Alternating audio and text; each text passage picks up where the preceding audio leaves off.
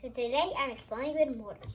So I made my own speed jet, but it doesn't work in water because it would like drown and it's too heavy. But on land it would go fast. I use a motor, 3 screws, batteries, and a fan to make it working.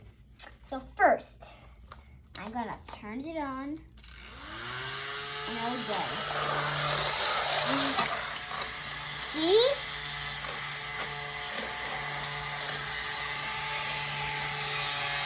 Right. See?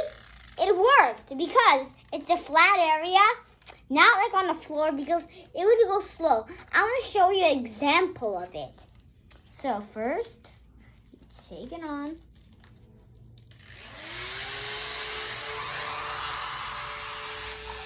See? It's not going that fast.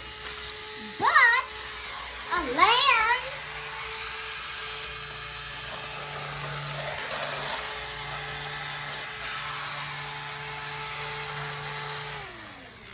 it goes cool.